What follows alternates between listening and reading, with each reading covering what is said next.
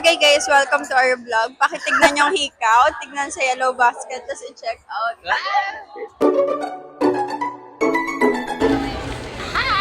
Sorry. Anong gagawin natin for today's video? Ay, dito pala yung mic ko. First off, rating ng Pickup Coffee. First time kong matitikman to. Anong flavor nito? Oro chocolate. Alright. And Chocolate. yours is? Kape Castilla, normal lang. I tried it before kasi, tapos kako, matitripan mo yung lasa niya. Kasi matapang. Minom mo! Dugyot talaga eh, no? Walang pinipiling lugar. Saba? What's your judgment? Natinga ako ng chocolate. May buo-buo pa siya. Ang cute. But, Ang cute pasok ng ba sarap. siya? Oo, masarap siya actually. Matapang yung pagiging chocolate niya. Angat mo kasi siya ng konti para hindi mo nahihigop lahat ng Ang sarap. debris. Debris. Ang sarap. Anyway, Ano yung rating mo? siguro I would give it, for now, it's an 8/10.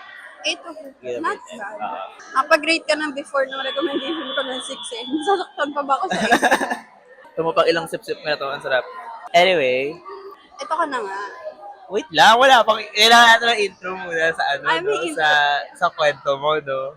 Nagkita kami, ni Isha, to discuss something that is in need of a personal conversation. Actually, hindi siya hindi siya yung matagal na bagay. Bago lang? Oo. Like this weekend lang. Tapos kanina lang siya gumugulo sa isip. And what could that possibly be? Kakaglo ko. Ito time-lapse ko lang. Oo. Usap tayo ganyan. Oo, tapos takpan mo yung bibig para if ever mag-boom. Oo, hindi na. Diba? Walang makakapagbasa ng bibig.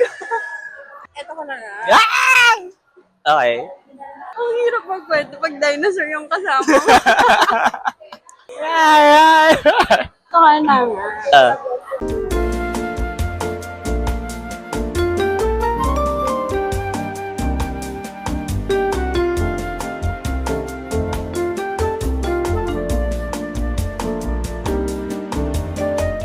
So with that in mind, what is your plan? Or what are you gonna do? I do what I always do. Lagi naman ako nag-observe muna eh. See kung meron bang kahinahinala. Feeling ko, sabi mo kasi kanina na you will observe muna and see what other things would come up. Pero kasi with that in mind na ngayon, feeling ko all you would see is something that would relate to that situation. Guess ba? Parang i-associate. Oo, i-associate mo na lahat ng something ka, ay putang ina, kasi related to dito sa iniisip ko. Oo, parang Kasi, i-validate lang. kasi yun na yun nasa utak mo na ngayon. Kasi you would parang cherry pick ka na sa lahat ng parang yun na yung situation na nasa isip mo. And then if something comes up na kahit hindi naman related doon or associated doon, i-associate mo na kasi you're trying to pick something na you're trying to pick an error. Alam mo yun na parang may bias na. I Diba? don't know. Kayaan ko na lang muna lumipas. Pero pag nadagdagan pa ng isa, kaso kasi yung utak ko. And my head is full of poison. Chares. Okay, sana nga kung doubt yung nasa utak ko eh. Kaso parang naka-autopilot yung withdrawal ng utak ko sa mga bagay-bagay. Alam, meron akong kanta sa'yo na maganda. Yung kanta ni Conan na Fight or Flight.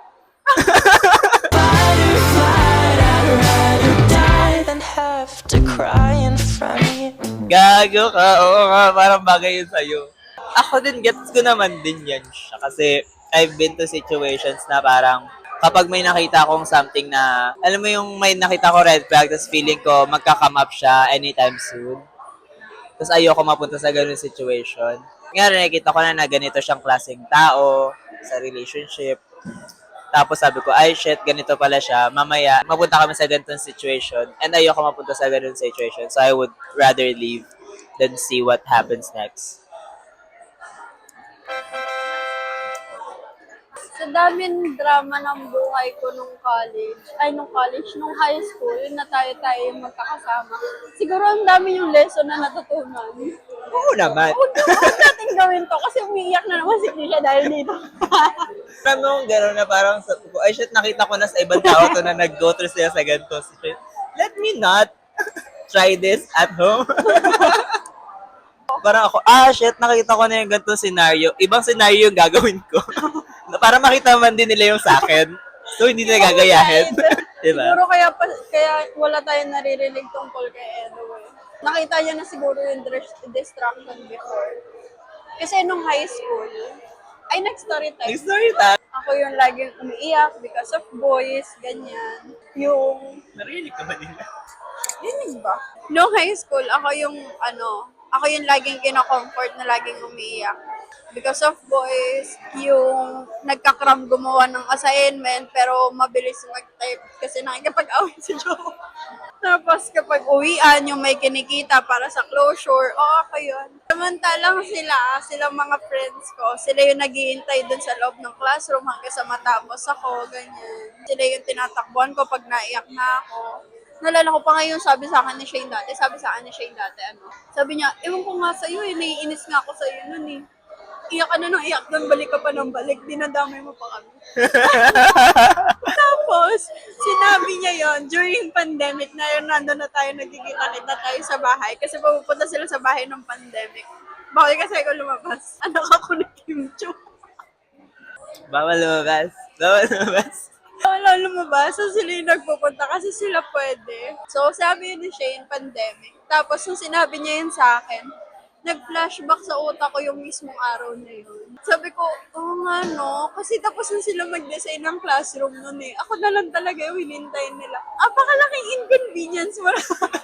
Ayun ba yung nagdidikit kami ng kung ano-ano sa classroom? Alam mo yung nagdidikit kayo ng design na bricks doon sa may classroom.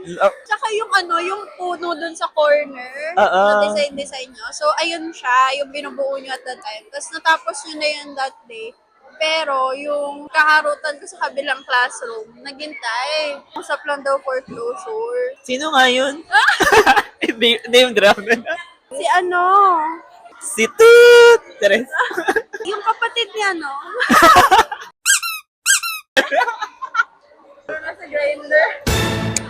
Totoo ba?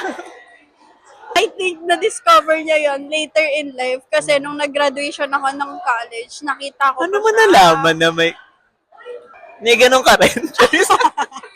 So, graduation ng college, nakita ko pa siya kasi magka-batch kami nung kapatid niya. Siyempre, magkakaklase tayo nung senior high, di ba? Ako lang siya sa may labas kasi hindi ka makakapasok dun sa may loob, di ba, nung nag-graduation. Hindi ka makapasok hanggat di mo suot yung toga mo. So, habang nakapila doon, sinave ako ng pila ni Elo. Nandun sila sa gilid magkapatid. Tapos sabi niya,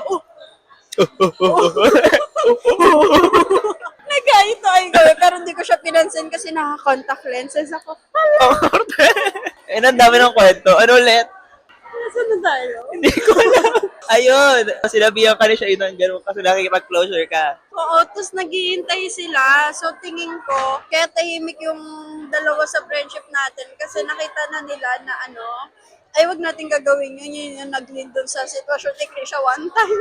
Parang ako yung nagbibigay ng lesson learned. Tapos kayo yung hindi nagagawa nun. Siyempre nakita nyo na eh. Galit din sa akin yung dalawang yun that time kasi nga di ba lumalandi rin ako. Ate, bukod sa lumalandi ka, lagi tayo magkasama, hindi pa sila okay nun sa akin. Kasi di ba kakabalik ko lang na sa group pagkagaling ko ng Hayatos. Hayatos as an artista. Alam mo, kaka-unfriend ko lang sa kanya. Oy, nang-friend mo na siya na Oo, hindi kasi di ba nga, sobrang religious shit niya. Tapos, okay lang ako. Nothing against religious people if hindi mo ginagamit. Religious people except dun sa ex If hindi mo naman ginagamit yung religion mo to like condemn people on what they should do with their life, parang tapos gagawin mo din on the side. yung ginagawa mo rin naman siya habang wala yung knowledge ng churchmates mo or nakikita ka ni Lord. Okay lang ako sa religious people. Ang dami kong mga friends na very church girls, church boys. Yung parang religious ka, tapos ayaw mo sa mga tao na kunyari, ginagawa lang nila yung gusto sa buhay. Ayaw mo sa mga bading, sa mga trans, sa mga kemerut. Pero like, Ano mo yung gumagawa ka rin naman ng kasalanan. Tapos Bading ka din naman. bading ka rin naman. Super righteous mo, self-righteous mo sa mga bagay-bagay. Pero ginagawa mo rin naman, hypocrisy ang tawag dyan. Nakikita ka ni Lord. Tapos, alam mo, Mas nakikita ka ni Lord in real life kaysa sa mga ini-story mong nasa church ka. kahit i-cover photo at i-profile picture pa si Mama Mary, hindi ka ililigtas niyan kung ganyan ka din. Nothing wrong with being at church every Sunday kasi ang dami ko talagang friends na gano'n. We're still friends kasi hindi naman sila kupal. Di ba, very outspoken nga ako sa lahat ng bagay may opinion ako sa lahat ng bagay sa internet. So, nag-share ako ng parang yes to divorce, yes to female rights like abortion and all that. Tapos, i-share niya within my post na against siya sa post ko na ganito yung sinabi sa Bible. Okay. Hindi yan pwede sa ganito. In my opinion, hindi siya against sa post mo. Bitter lang siya na naghiwalay kayo. Ate ko, ang tagal-tagal na nun. Tagal na nun. Hindi naman naging kami. Landi lang siya. And siya yung mismo nakipag-stop nun. Kasi nga, mas mahal niya daw si Mama Mary kaysa sa akin. Dahil love ko rin naman si Mama Mary. Pero like, hindi naman involved si Mama Mary sa ano natin. Sa kalandian natin dito. Dahil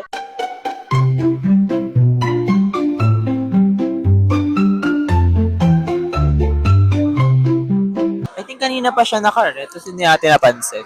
Ay, hindi nawawala talaga siya. Anyway, alam mo, nagka-contemplate ako kung yayayain kita mag-Samgyup or National Bookstore. Let's go National Bookstore kasi feeling ko mas cheap tayo or wala tayong mag-gasol at all dyan.